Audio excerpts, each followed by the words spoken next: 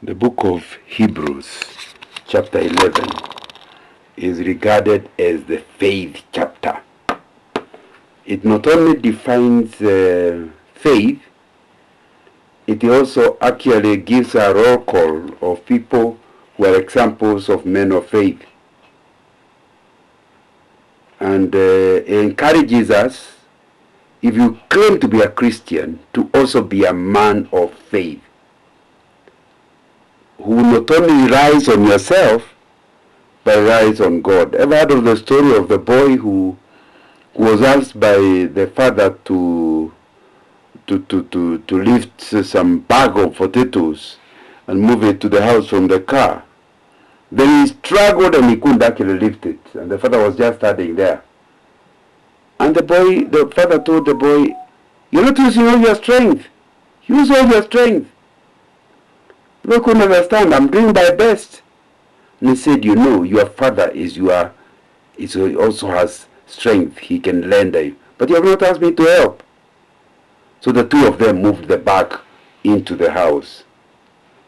A man of faith, a person who trusts the father such that he doesn't struggle on his own. He seeks the father's help. Are you a man of faith? Sometimes we confuse faith and hope. But you know, faith is believing for today. You are acting on faith today. Hope is not really faith. Hope is different. Hope is believing for tomorrow. So when we call you a man of faith, we are saying you act on the things you believe. If we call you a man of hope, it means you are a person who has something about tomorrow and they believe it to happen then. But when we really call you a man of faith, you must be acting today on the basis of your faith, rather than just believing for tomorrow, which is hope. Believing for tomorrow is hope. You know, real things like love, joy, are things that we have but can't be touched. But you know, when you talk about faith, it means you act on what God can do. It will touch your attitude, and when faith touches your attitude, you accept a situation even before you can see the result.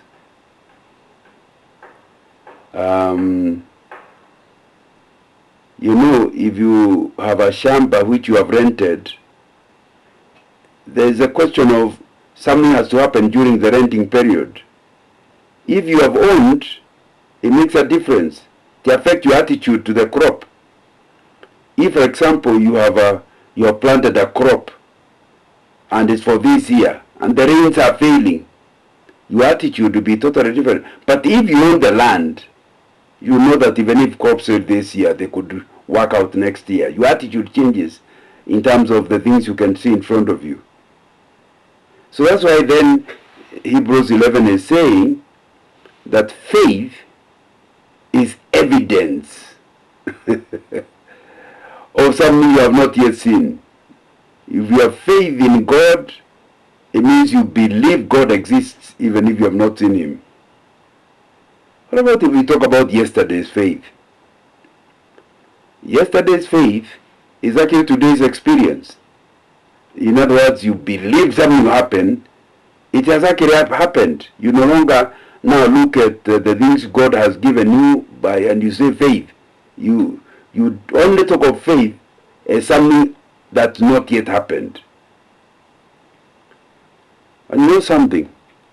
A lot of people wonder, "Hey, Brother John, how can you have so much faith?" You know, what you don't understand is that over time, as a Christian, you have trusted for something, God has done it. Trusted for another, God has done it. Trusted for another, God has done it.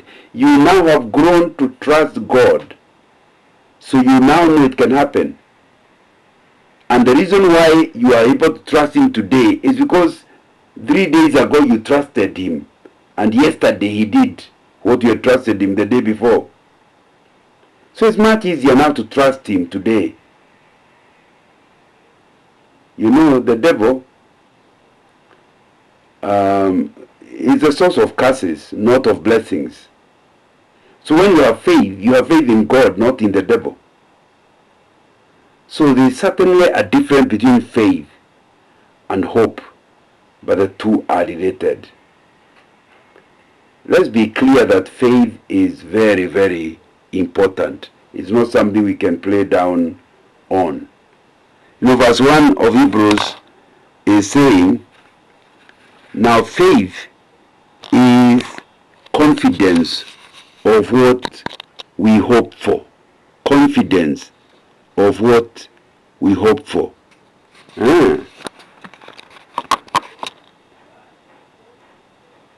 The assurance of what we do not see. It's my prayer that you'll understand that to be faith. That means you must act like something has happened, which has not yet happened. But you're acting like it has happened. But verse 2 goes on to say, this is what the ancients were commended for. By faith we understand that the universe was formed as God's command, so that what is seen was not made out of what is visible. You know, what we are learning, this faith, we have examples in the past of people who believed. And we also learn it's faith that caused the universe. God simply said, let it be, and it became. By faith we understand that the universe was formed at God's command, so that what is seen was not made out of what is visible. Again, we don't have evidence, but because that's what the Bible says, we believe it. So it's again is a question of faith. Look at verse 3. By faith, verse 4, by faith Abel brought God a better offering. Again, by trusting God. You know, God makes us wise about the past. He explains things in the past we don't know, and if we believe him, the matter has become easy to explain. Can you imagine the world being created out of nothing? God did it without anything. In other words, he can create something out of nothing. All the inventors of the world always have to begin with something in order to invent something. The one who discovered the light bulb had something in order to get something. But God, the Bible explains to us, was able to make something out of nothing. To believe that is faith we are talking about. And you know, if you have faith, it will affect the way you worship. By faith, Abel brought God a better offering than Cain did. By faith, he was commended as righteous when God spoke well of his offering. And by faith, Abel still speaks, even though he is dead. So, when you trust in God, it makes it easier for you to worship him. If you have the right view of God, then you will end up being a better worshipper. If you don't believe God is holy, you will still claim to worship him, but you don't see what's wrong with doing a few sins here and there. But if you believe God is who he is, he says he is, and you believe that he is holy, then you worship him in holiness. So worship helps you to correctly present your offering, just like Abel did.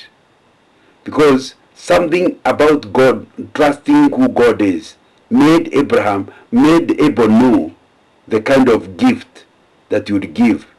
And he knew the importance of shedding blood for the remission of sin, even before he was taught about it, because of trusting in God. You know, self-righteousness or even your works will not help.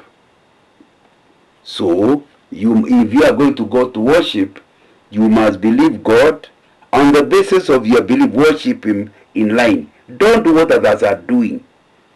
Find out, is this the kind of thing God would please God? Because it may please your pastor, it may please your congregation, the kind of spiritual dance you are doing may be okay, but is God happy with it?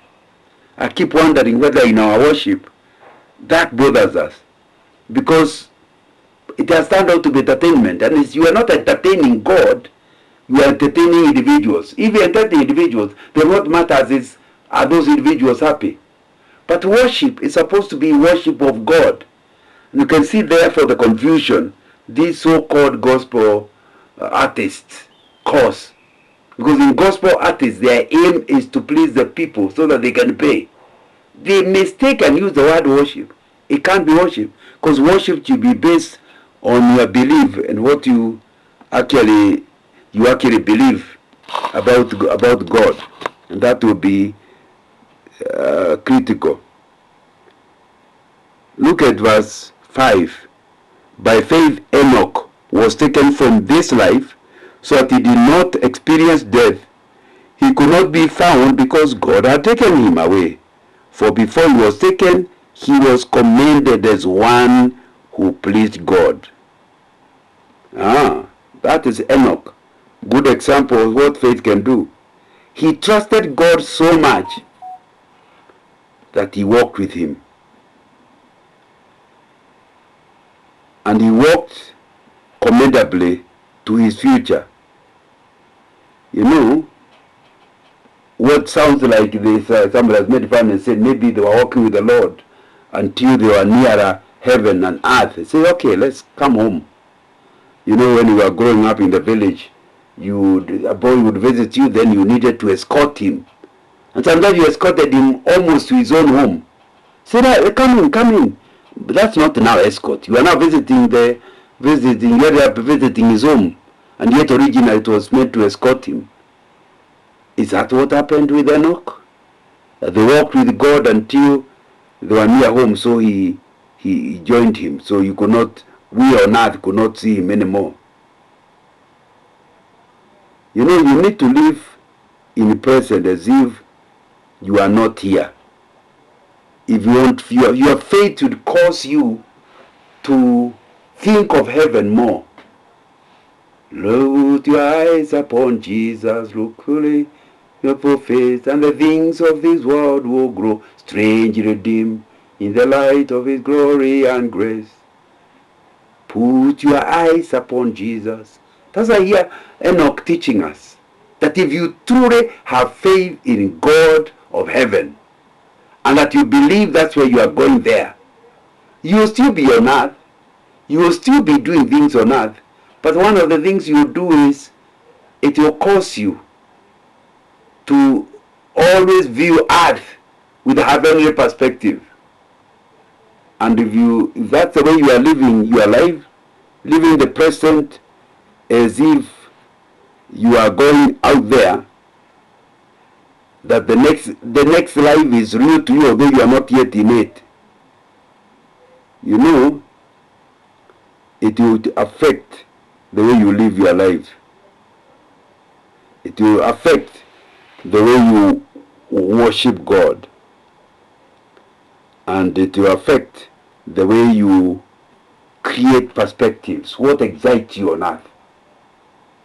Heaven is what will matter. And that's what I call living a life in perspective. Every time you're evaluating something, you must evaluate it in the light of heaven. It may look so critical today, but would it be if you saw it in the light of heaven? I think that's what Enoch teaches us. Having a heavenly perspective. And you are walking with God until you are no more, because God has taken you. And I think that will be important aspect. You know, the summary of what you have been discussing now comes in verse 6. For he says, and without faith this trust in God and trusting what he has promised will happen, it is impossible to please God. It's not difficult. It is impossible to please God, because anyone who comes to him must believe that he exists and that he rewards those who earnestly seek him. So faith not only helps you to live in hope, not only helps you to be a good worshipper, not only helps you to have a heavenly perspective, but then faith helps you to please God, to live in a way that cannot God. Without it, it's impossible to please God. And I think that's very important to understand, because since God cannot be seen, how will you worship him? How will you live for him unless you have faith in him? To actually just think about worshiping God by sight is actually going to be dangerous. Of course, you may have a dream, may have some of those things, and that's good. But please remember, if it's a dream, even the devil can give you a dream. That's why you need to trust God who is unseen, rather than just rely on dreams in case they are manipulated by the devil. It's a proof of maturity to actually have faith, to put your trust in God and not rely on sight. So you see God, you trust God, not his gifts. Although he gives gifts, but you trust him as God, not the gift. Trust the giver, not the gift. So the verse is saying, without faith, it is impossible to please God. If you don't believe that God exists, how will you be praying to him? If you don't believe God rewards those who worship him, how will you invest time in it? If you don't believe there is a hell of punishment for those who go the wrong way, you wonder, why am I having to be disciplined? I should also enjoy this or the other. But when you believe in God, it makes it possible now to trust and walk in righteousness. You know what the verse is saying? Anyone who comes to God must believe that he is there first before he tries to come to him. And I think that will be something very, very important. You know, so you can see faith is very, very important, because I think all that is defining what faith is. It makes you wise about the past, so you know how the earth was created. In verse 3, in verse 4, it helps you to worship correctly. In verse 5, you walk with a heavenly perspective. And in verse 6, it makes you have a reality of who God is. Because without faith, it will be impossible to live a life that would please God. But then, from verse 7, we see faith with people who are now on a pilgrimage. And it's something that we need to ask ourselves whether we see just verse 7 says, by faith Noah, when warned about things not yet seen, in holy fear, built an ark to save his family. By his faith, he condemned the world and became heir of the righteousness that is in keeping with the faith. And I think that's something important to see. So you ask yourself, are you an example of that faith that helps in the pilgrimage? Noah is living his life. Then he is told there's going to be destruction. Noah believed it. He believed, yes, God will do what he has said. And on the basis of that belief, he started building a magnetic, I don't know what word would describe the big place where every animal would come two and two and two and two. Must have been huge, gigantic piece of equipment. Took many years to build. How did he do that? When there's not been any rain and he's claiming there'll be rain, it's because he believed God. That when God says you punish, he will punish. So he obeyed him. And in the process, was able to save his family. That's one of the things that you think. So, in your pilgrimage, do you believe that God can do what he says you do? Then you do what he has asked you to do because you believe what he says will happen on his side. Look at verse 8. By faith Abraham, when called to go to a place he would later receive as his inheritance, obeyed and went even though he did not know where he was going. By faith he made his home on the promised land like a stranger in a foreign country. He lived in tents, as did Isaac and Jacob, who were heirs with him of the same promise. For he was looking forward to the city with the foundation whose architect and builder is God. And I think that's something important for us to know. So we have seen the way Noah lived his life was on the basis of believing what God has said you can do. But Abraham is called the man of faith. He knew he was promised land. He knew where it is. And on the basis that one day to become his, he was willing to wait.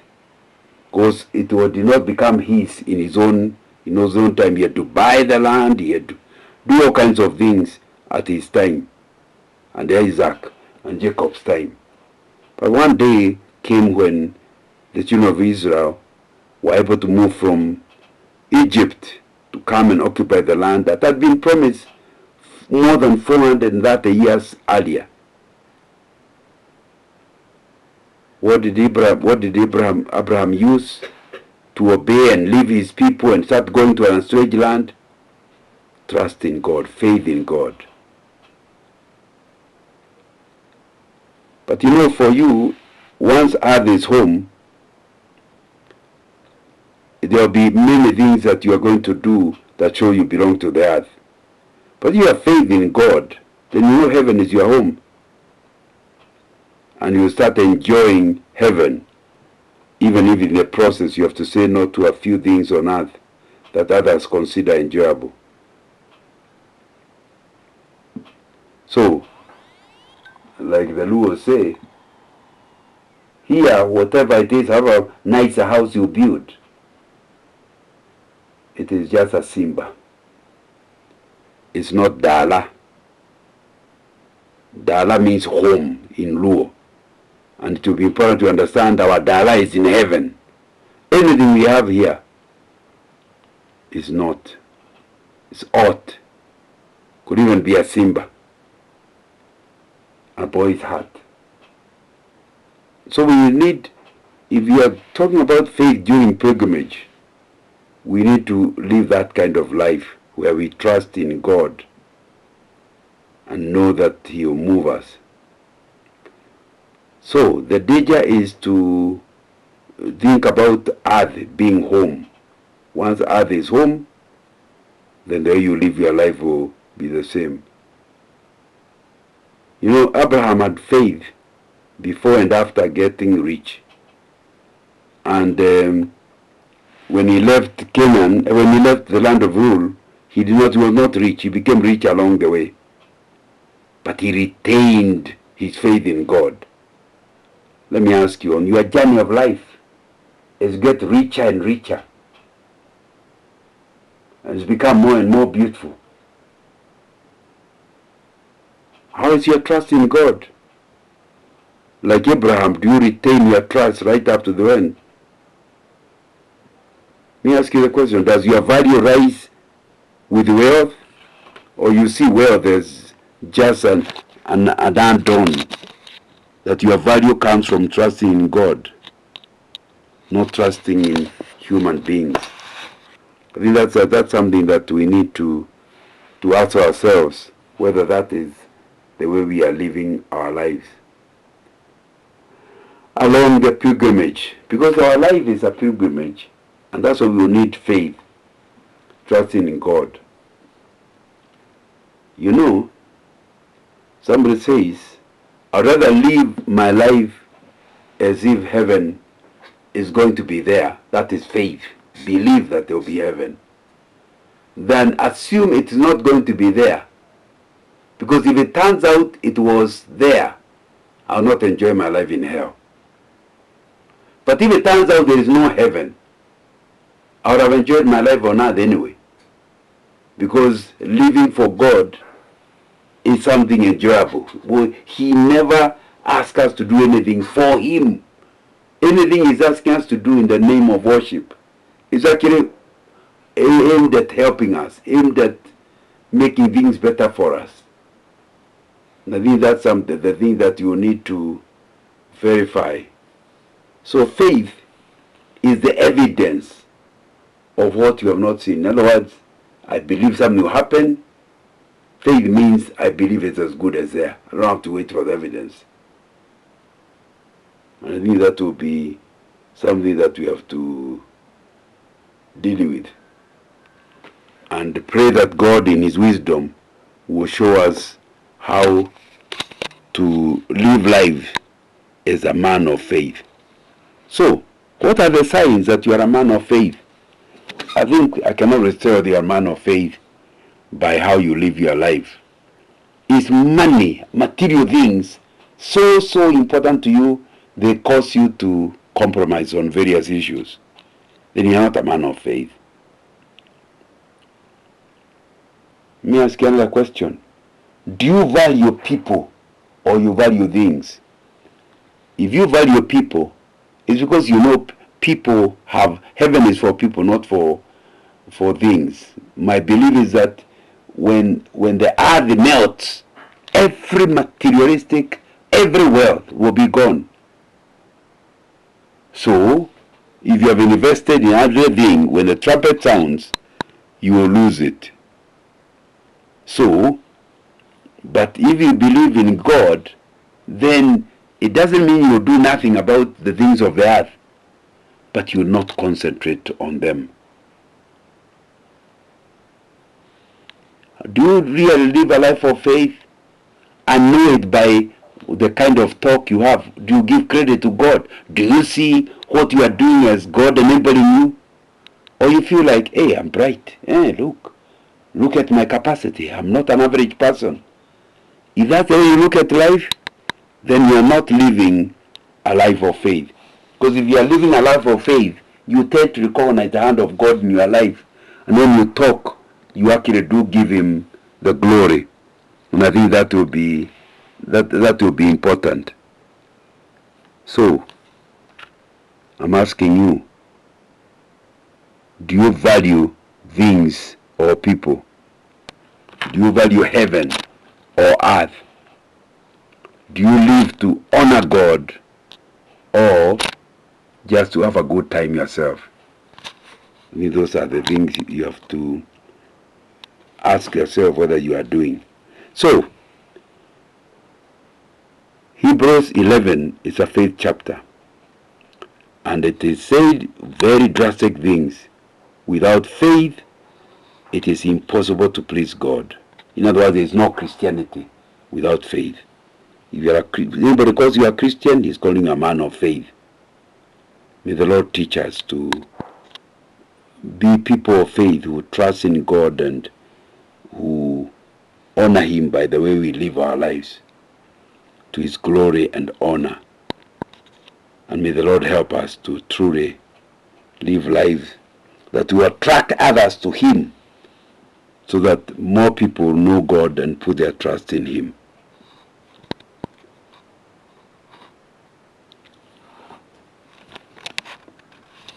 Thank you.